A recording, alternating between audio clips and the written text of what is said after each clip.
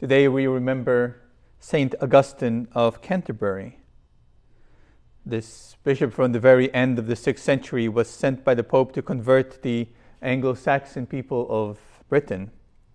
And on the way there, he and his companions heard about how dangerous this job would be, the crossing of the English Channel, which can be tricky, and the ferocity of the pagan peoples.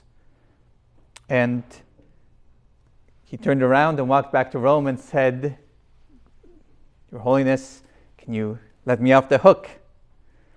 But after this brief detour, he was sent back and arrived and began his evangelization of the English people. His letters reveal that he was often unsure, that he made some mistakes, that some of his tasks came up with failure. But in the end, we see great things were accomplished through him.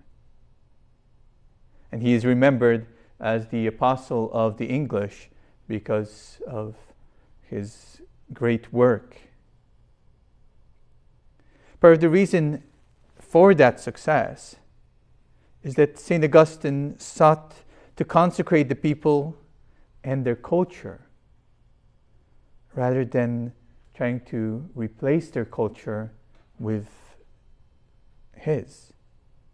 He wanted to strengthen the good things that he saw already present in them, and then to share the truths that God revealed that would allow them to see things more accurately, to love more purely, and to decide more wisely.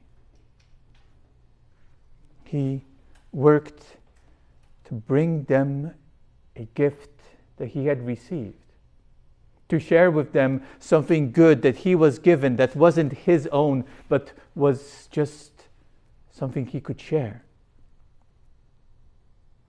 He also worked to make the faith easier for people to work into their lives and to understand by transforming old pagan rites and festivals into Christian feasts and letting old practices underline some essential truth or remind people of a great saint or event of history. I've been reflecting on this as we prepare for the coming of Pentecost in just a few short days. I'm struck by how clearly you see the Holy Spirit working in all that he did. St. Augustine wasn't successful because he was perfectly strong or perfectly good or perfectly wise. We see that he was just human. But God worked in him through the Holy Spirit.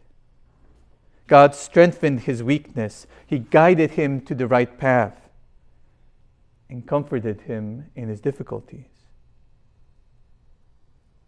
Through the Spirit, he wants to do the same things in us and for us. Jesus consecrates us in the truth and sends us into the world. This year, Pentecost will be an unusual one. The Holy Spirit will descend on us as always. The world will be transformed by this feast of the Spirit's coming.